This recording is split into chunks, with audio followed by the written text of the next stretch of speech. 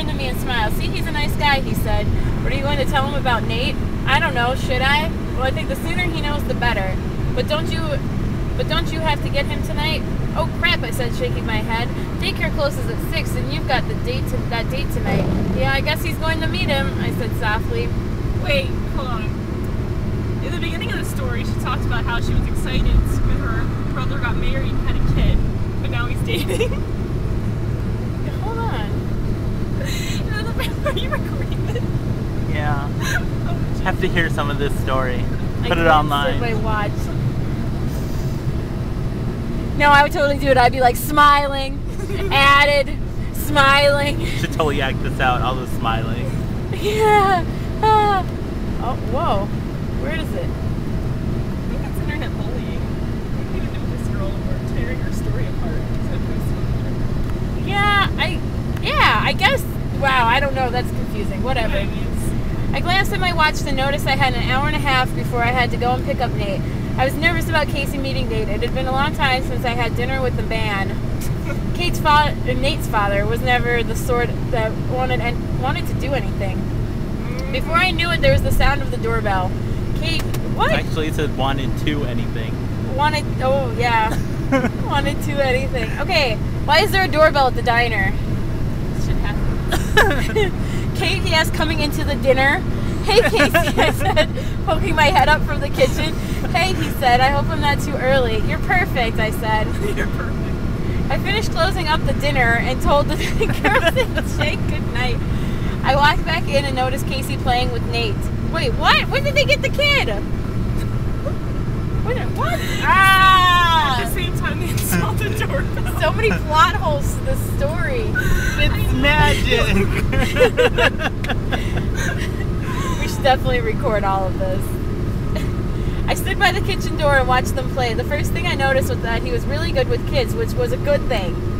I smiled. Okay. After just watching someone play with your son, like, you're great with children, let's procreate.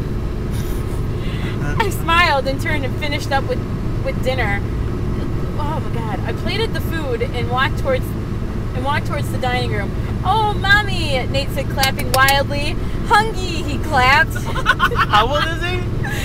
I think he's 3 or 2. Yeah, I don't remember. Okay. Wait, Mommy? Casey questioned, shocked. Who is this child in your diner?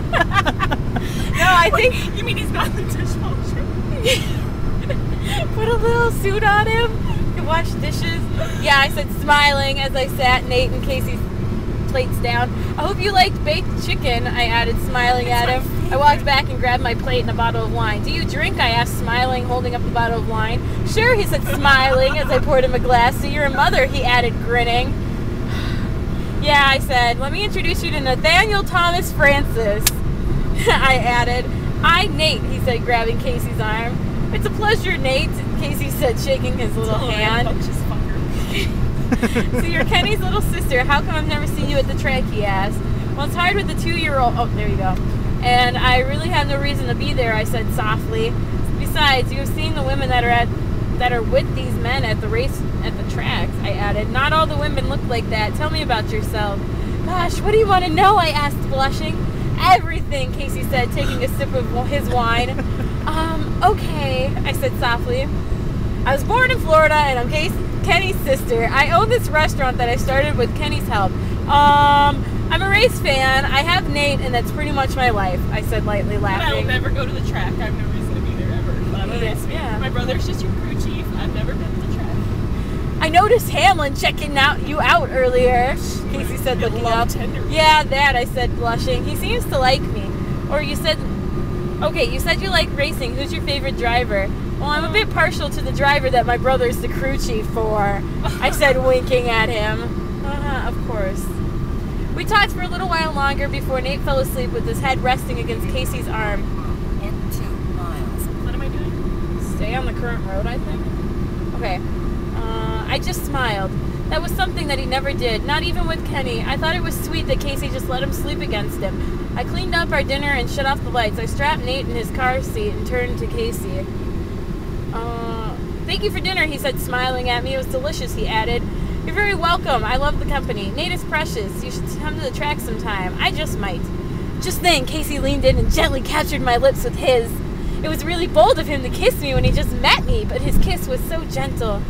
He lingered over my lips for a couple of moments before backing away. He had lingered just long enough to make me want more.